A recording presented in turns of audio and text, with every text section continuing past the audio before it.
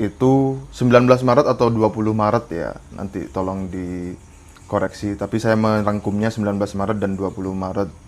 Itu adalah tanggal pertama kali saya mengetahui mengenai polemik atau isu nasab.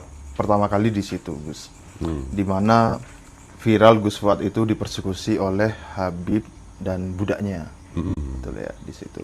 Nah, di situ saya, ini ada apa sih? Saya kira itu urusan biasa dalam arti tanda kutip itu urusan pribadi. Ya, urusan pribadi, tidak sesuatu, tidak ada di baliknya sesuatu yang mendalam begitu. Nah, di situ saya lihat ini ada apa sih? Kemudian ya saya karena penasaran, saya iseng-iseng ulik-ulik ini ada apa. Terus saya kumpulin data-data gitu kan. Loh, kok ada sesuatu begitu. Nah, di situ ya teruslah bergulir sampai sekarang ya. Terus bergulir sekarang 2 tahun non-stop, tiap hari polemik nasab serta isu ba'alwisasi, yamanisasi. Kalau ketika kita mengatakan ba'alwisasi, yamanisasi, berarti itu sudah merangkum keseluruhan pemalsuan makam, pemalsuan sejarah bangsa, pemalsuan sejarah NU, pembegalan Banom Jatman, pengubahan silsilah leluhur Nusantara dan lain sebagainya gitu. Nah, ini kalau saya ngitungnya dari tanggal 19 Maret atau 20 Maret gitu. Tapi sebelumnya itu ternyata ketika itu ini ternyata Kiai Imad itu sudah memposting tesisnya di web beliau itu kalau tidak keliru 22 November 2022. Baru kemudian di Januari, ini seingat saya ya, di Januari 2023 Gus Fakih mulai memposting artikel-artikel tentang klan Habib Alwi, tentang putusnya nasabnya, sejarahnya. Di situ saya masih ngeheng tuh, ini apa sih ini? Gitu. Ada apa begitu. Nah, inilah tanggal di mana 2 tahun yang lalu. Kalau kita menduga isu ini atau kegaduhan ini sudah berlangsung lebih dari 3 tahun, itu bias-bias karena karena ngitungnya begini, 2022, 2023, 2024, 2005. Tapi sebenarnya kan 2023, 2024, ini udah 2025. 25 kan baru bulan Maret. Iya, kan berarti kan 2 tahun kan. Kita menginjak menuju ketiga. Begitu kan, betul ya? Betul. Nah, dalam rangka itulah kami ngobrol-ngobrol santai malam hari ini menemani teman-teman yang entah sedang di rumahnya atau sedang melakukan aktivitas apapun. Di situ kan saya tidak tahu sebenarnya Gus Fuad itu dipersekusi itu, yang setahu saya karena Gus Fuad memposting larangan dakwah kepada semua Habib. Yang saya ingat ya, kalau dari 100 Habib, yang benar tuh paling cuma 2 mungkin atau gitu-gitu ya. Nah, sebenarnya fenomena apa atau bahkan siapa secara spesifik yang berada di bayangan Gus Fuad ketika mengatakan itu? Jadi itu kan gini Mas Rifki, saya itu kan salah satu doa favorit saya itu yang diajarkan Imam Ghazali itu kan Allahumma rzuqni hubbaka wa hubba man ahabbaka wa hubba man yuqarribuni ila hubbika gitu. Ya Allah, anugerahi aku cinta kepadamu, cinta kepada orang yang mencintaimu, dan cinta kepada orang-orang yang mendekatkan aku pada cintamu kan. Nah, kalau orang itu yang paling mencintai Allah itu kan tentu Rasulullah. Nah, dari situ itu kan wirid sejak remaja lah kayak gitu.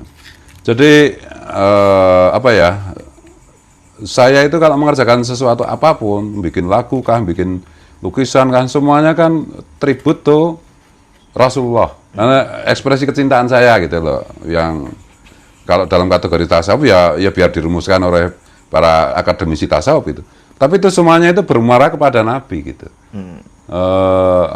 Nah, saya melihat waktu itu kan Habib itu dalam dugaan saya atau dalam husnudon saya, karena pengakuan mereka itu adalah dzurriyyat Nabi. Nah, saya melihat begitu banyak orang yang mengaku dzurriyyat Nabi, tapi kok ngomongnya celometan nggak karu-karuan.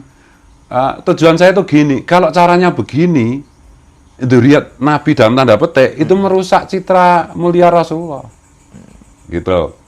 Dan apalagi ada fenomena radikalisme di kalangan para Habib ya, terutama Rizik Syihab dan kawan-kawan FPI itu ya, yang menurut saya itu bertentangan dengan profil Rasulullah yang sudah sudah mutafakun ngaleh di kalangan Ahlus Sunnah wal Jamaah. Nah, itu kok ditampilkan dengan berbeda, dan mulai ada bocil-bocil Habib yang ceramahnya ngawur, yang penuh khurafat, yang menurut saya ini merusak citra baik Rasulullah. Jadi sebenarnya itu ini ekspresi kecintaan saya kepada Rasulullah dan kepada dzurriyyatnya, daripada kau dzurriyyatnya Nabi dalam tanda petik ngomong celometan kayak gitu, itu merusak citra Rasulullah, mbak sudah berhenti. Karena kamu sekaligus merusak ajaran Rasulullah. Waktu itu kan begitu. Dan sebelum-sebelumnya itu kan memang ada banyak konten yang saya tujukan ke mengkritisi sepak terjang Rizik Syihab, yang menurut saya sudah mulai berbahaya untuk kehidupan berbangsa dan bernegara kita. Gitu. Saya di situ itu, meskipun Rizik Syihab itu dalam tanda petik pura-pura menyerang Wahabi, tapi saya lihat itu kok style-stylenya, ajarannya itu ini di mixing antara Wahabi dan Syiah gitu. Saya memahaminya begitu. Kayak misalnya sedikit-sedikit mubahalah. Itu kan fenomenanya Wahabi itu. Kemudian sedikit-sedikit atas nama Rasulullah, dzurriyyat Rasulullah, darah Rasulullah, itu kan Syiah. Kayak gitu. Minta privilege yang berlebihan mengenai karena keterkaitan darah dengan Rasulullah. Nah, ini kalau begini caranya, saya berpikir bahwa Indonesia akan rusak, Islam akan rusak, NU khususnya pasti rusak. Nah, oleh karena itu ya, dalam keadaan kecintaan saya yang meluap-luap untuk Rasulullah, untuk umat Rasulullah, untuk dzurriyyat Rasulullah, dan untuk Pancasila Bhinneka Tunggal Ika, dan saya banyak membuat konten yang sejenis itu. Nah, ketika konten itu sebenarnya kan hanya sekitar 5 menit atau berapa. Di puncak kejengkelan dan kecemburuan saya gitu. Ya, saya udah Habib itu semua berhenti. Karena memang saya lihat itu begitu. Bahkan waktu itu Lutfi bin Yahya pun saya sudah tengarai, nggak bener ini. Nggak bener ini. Dia mulai ngomong tentang makam, tentang ini, tentang, loh kok nggak ilmiah kayak begini kan. Jadi sebenarnya makanya saya berani bilang bahwa di antara 100 Habib yang dakwah itu mungkin cuma 2 atau 3 aja yang benar gitu. Yang lain itu sesat ya. Nah, itu ternyata menimbulkan reaksi yang saya sendiri tidak duga gitu. Gus Fah sendiri tidak menghitung akan terjadi sama sekali tidak. Apa sebabnya? Kan gini, maksudnya gini. Di situasi saat itu ya, pembacaan saya adalah masyarakat itu tidak berani menyinggung klan Habib Alwi saat itu ya. Apa sebabnya kemudian Gus Fuad itu kok tidak menghitung akan terjadi semacam persekusi atau ancaman begitu? Karena kan Habib Alwi itu sudah masyhur mempersekusi, kemudian mengintimidasi begitu, terutama di sepak terjang FPI dan kawan-kawan lah gitu. Nah, kenapa kok tidak ada hitungan, wah ini nanti saya bakal diancam ini gitu? Karena saya mikirnya gini loh, mungkin karena lugu ya memang Kiai kan harus lugu tuh. Nggak boleh politis, nggak boleh nipu kan, nggak boleh Saya itu lugu banget karena saya merasa mencintai Rasulullah dan mencintai para Habib. Karena persepsi saya waktu itu mereka itu memang benar keturunan Rasulullah gitu. Sekarang kan terbukti ternyata bukan. Waktu itu kan saya yakin benar mereka keturunan Nabi, dan saya mencintai mereka dan mereka pun pasti mencintai saya. Ya kan orang lugu itu kayak begitu kan. Nggak mungkin lah mengganggu saya. Memang sebelumnya itu waktu saya masih berangkat hal ke Guru Sekumpul itu, saya sempat hal Guru Cangkring ya, di Kalsel itu saya jadi tamu itu, saya sempat dipersekusi juga dalam tanda petik gitu. Jadi ketika saya ngobrol-ngobrol begini dengan Muhyiddin Guru Sekumpul, Muhyiddin saya foto-foto, Nah ini di luar itu seratusan orang pada takbir gitu. Ternyata mau minta ketemu saya, mau anu saya, terus saya, gimana? Mau ketemu? Ya ya saya bilang gitu. Saya sendirian waktu itu. Ada 2 banser, ya anak-anak masih remaja lah. Itu gemetar gitu karena ya di situ kan ada yang pakai senjata dan lain-lain kan. Ayo ketemu di mana? Ya di ruang sana udah siapan. Oke. Nah karena keleguan saya bisa membalikkan keadaan, justru mereka yang saya marah-marahi. Saya bilang bahwa kita harus menjaga nama baik Rasulullah, apalagi kalian yang dzurriyyat Rasulullah. Nah dari situ itu saya pede aja, enggak lah Habib itu sejahat apapun kalau dengan saya enggak lah, wong saya. Waktu itu di kalangan para Habib itu saya terkenal sebagai Presiden Muhyiddin masalahnya. Presiden Muhyiddin Habib. Surawal istifadah. Surawal istifadah ila hadratul maut. Ya itu. Nah makanya itu ya nggak tahu tiba-tiba ada persekusi seperti itu aneh juga gitu. Saya benar-benar excited gitu. Kok bisa begini ya? Gitu. Dan itu kan didahului dengan saya itu didatangi orang Polres Bantul. Ini ada organisasi Islam yang minta klarifikasi tentang ini. Apa itu? Video itu. Ya, gitu, minta dipertemukan. Saya kan marah. Saya balik kan, loh, Pak Polisi, Bapak itu kan harus menjaga Pancasila, menjaga Bhinneka Tunggal Ika. Nah, masa ana bajingan preman kayak begini, saya waktu itu juga nggak ngeh bahwa di situ itu ada Habibnya gitu loh. Saya pikir itu Islam radikal saja gitu. Masa difasilitasi, nggak sudi. Kalau memang konten saya melanggar hukum, suruh lapor, saya diproses, siap. Saya bilang gitu. Tapi janganlah bapak-bapak ini memfasilitasi bajingan. Saya kan mengutip kata-kata Gus Dur, itu organisasi bajingan ya kayak gitu. Nah, gitu. Nah, di tengah itu sore harinya pada ngumpul, lagi di situ ada Pak dari rombongan Polres, ada Wakapolres, kemudian ya macam-macam lah, ada dari Kodim. Lagi kita ngobrol-ngobrol gitu dan saya gunakan kesempatan itu untuk dalam tanda petik itu saya berceramah kebangsaan lah kepada mereka gitu. Jangan lemah kita, tentara jangan lemah. Polisi jangan lemah menghadapi kayak gitu, jangan pernah kalahkan. Nah, tiba-tiba ada tamu datang itu. Tamu itu Habib dan Habib dan mukibulnya itu, budaknya itu. Tiba-tiba datang, assalamualaikum seperti di video itu. Lah, mungkin kalau kiai lain, mereka kan mungkin menghitungnya gini, kalau ada orang seperti mereka datang seperti itu, kiai kan santun, diam kan gitu. Saya kan enggak. Saya itu bukan kiai yang biasa masalahnya itu. Masa remaja saya kan memang saya pendekar masalahnya. Sehari itu dulu SMP sampai SMA itu sehari minim saya itu push up 1000 kali masalahnya. Lah dengan kayak begitu kan ya saya begini kan. Ya, dia marah kan gitu. Marah apa? Nah ini teman-teman kepolisian dan tentara kan baru saja saya dalam tanda petik saya ceramai kebangsaan yang menggebu-gebu kan. Kalau saya ngomong kan selalu menggebu-gebu gitu. Nah ada orang kayak begini kan kesempatan dapat apa lagi? Samsak lah lampiasan. Oh, pada dipukuli kan gitu. Nah, ceritanya kayak gitu. Dan itu saya nggak menduga juga kalau wah ternyata segini. Saya itu nggak tahu loh atau tesis Kiai Mat itu. Tunggu dulu. Berarti saat membuat video itu dan saat terjadinya peristiwa itu Gus Fuad nggak tahu ya ada tesis Kiai Mat dan nggak kenal Kiai Mat ya? Sama sekali tidak. Tidak tahu sama sekali. Nah, setelah itu kan terus dibentuk laskar-laskar itu dulu ada Laskar NKRI ya sama si Gus Arya itu dulu. Yatno itu. Yatno itu dulu kan dia masih konsisten. Itu terbentuk di semua provinsi loh. Iya di seluruh Indonesia, bahkan di beberapa provinsi setiap kabupaten grup bentuknya itu grup WA saja. Nah di situ itu kan salah satunya kan saya dimasukkan juga ke grup itu ada grup Naat, ada grup kebudayaannya TV. Ya, Naatan ada waktu itu. Oh, maksudnya saat itu Gus sudah terkoneksi. Iya, saya dimasukkan ke grup WA sana. Gitu. Nomor lama itu, makanya nomor lama sekarang jarang aktif ya karena itu udah terlalu tersebar kemana-mana kan. Termasuk ke ini yang kelompoknya Kiai Imat tuh Bagus Moki yang di Banten itu. Nah, tapi kan Kiai Imat segala macam itu kan dulu juga dimasukkan ke grup Laskar NKRI. Gitu. Lah dari situ saya mulai kenal. Gitu. Berarti kan ini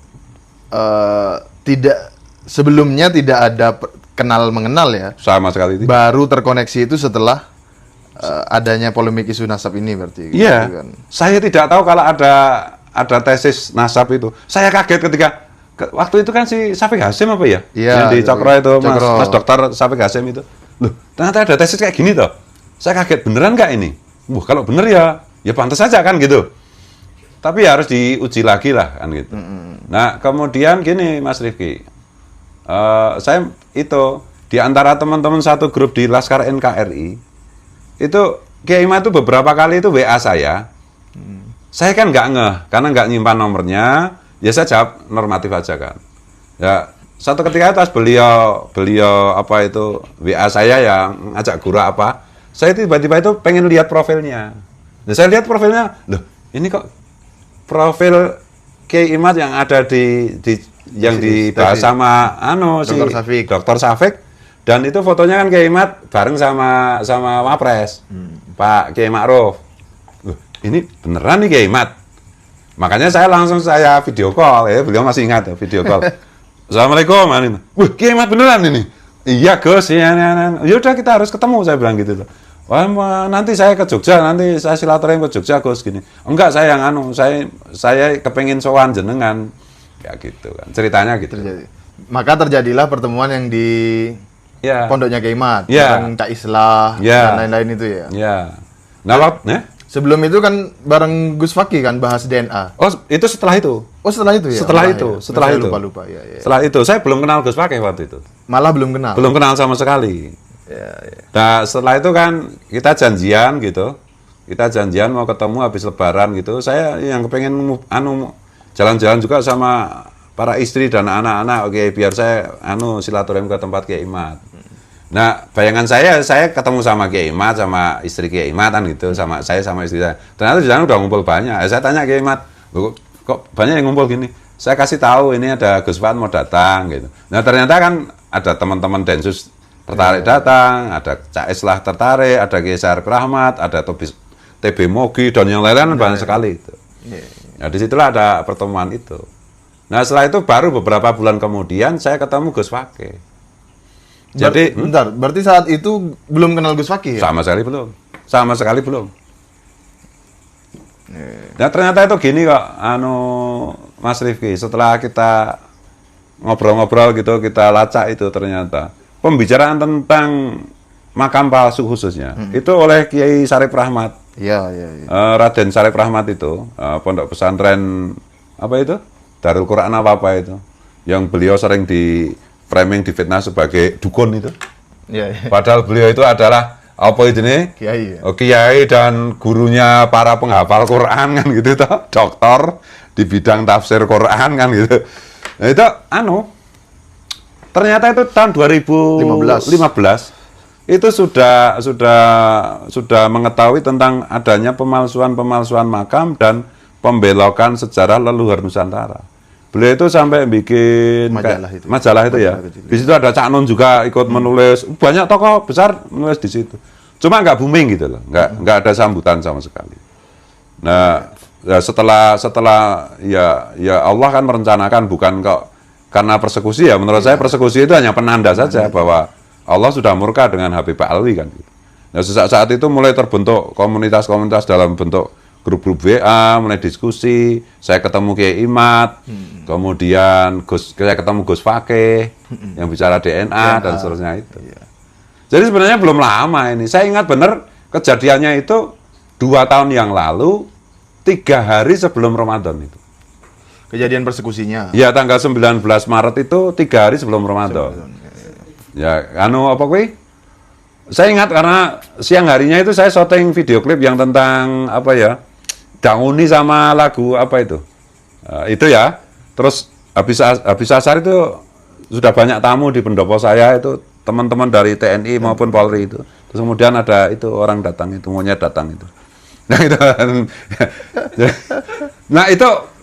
Dan Masya Allah itu Mas Rifki, saya kan waktu itu kan sepakat yang tahu pokoknya jangan diviralkan, tidak boleh ada video yang beredar. Oke, saya nggak mengedarkan, saya nggak ngasih tahu siapapun, bahkan teman-teman pondok pun tidak kita beritahu gitu ya. Santri-santri yang di luar pondok gitu kan, kita kan punya jaringan santri kan ya, kalau dikumpulin ya bisa 20.000 lebih kan gitu, nggak usah dikasih tahu, siapapun nggak usah dikasih tahu.